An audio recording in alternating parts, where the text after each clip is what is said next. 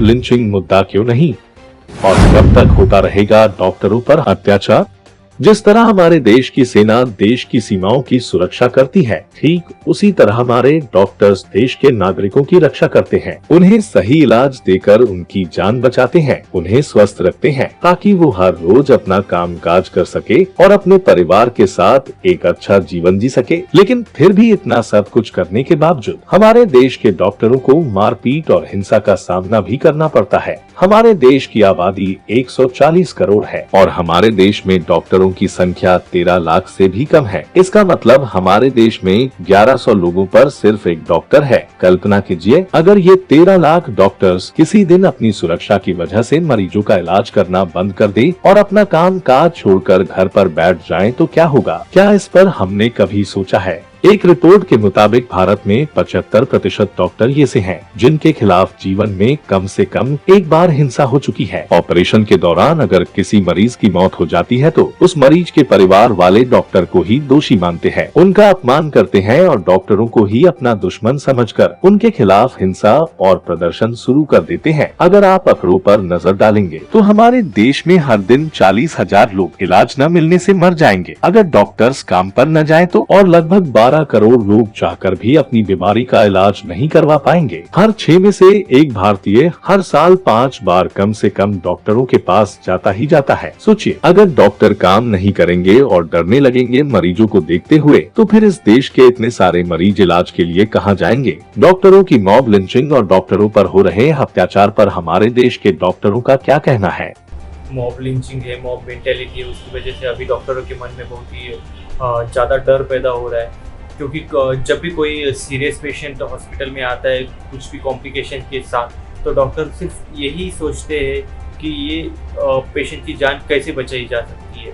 पर अभी क्या हो रहा है, ये मॉब मेंटालिटी, ये पॉलिटिकल गुन्स, ये पुलिस प्रेशर की वजह से कभी कभी ये दूसरा विचार भी मन में आने लगा है कि मेरे से ना हो पाए तो क्या, ये जो भी अनअवॉइडेबल कॉम्प्लिकेशन रहते हैं जिसको अपन ट्रीट नहीं कर सकते, और उसकी जानकारी हालांकि पेशेंट नहीं तो पेशेंट के रिलेटिव को पहले ही दी जाती है कि ऐसा ऐसा हो सकता है और ये आपकी लाइफ के लिए खतरा बन सकता है।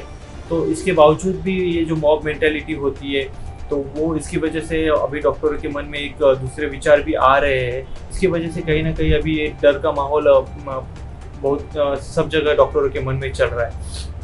और ऐसे ही चलते रहा तो अभी जो डॉक्टरों की संख्या कम हो रही है, इसका रीज़न पहले ये भी है कि जैसे मॉब मेंटालिटी हो गई है, डॉक्टरों पे जो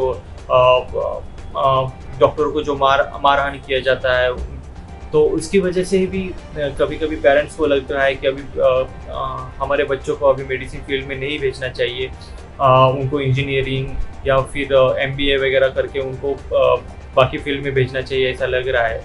तो कहीं ना कहीं इसको सरकार ने ध्यान में लेते हुए ऐसा कुछ तो एक सेंट्रलाइज कानून बनाना चाहिए जिसकी वजह से ये चीज़ें भविष्य में ना घड़े।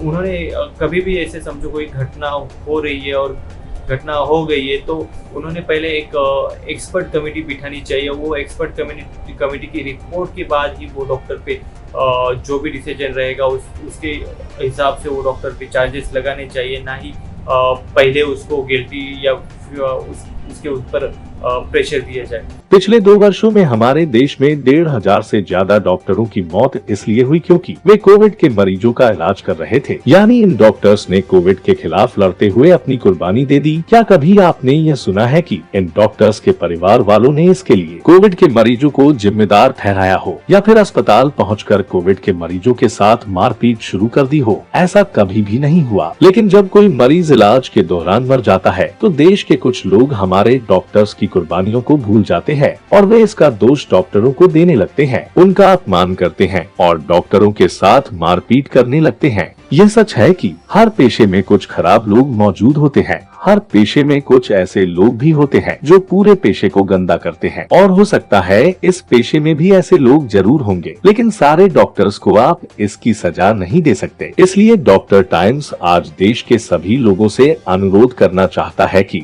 आसपास जो भी डॉक्टर्स हैं, उनका सम्मान करना सीखिए, क्योंकि ये सारे डॉक्टर्स आपके भले के लिए सोचते हैं।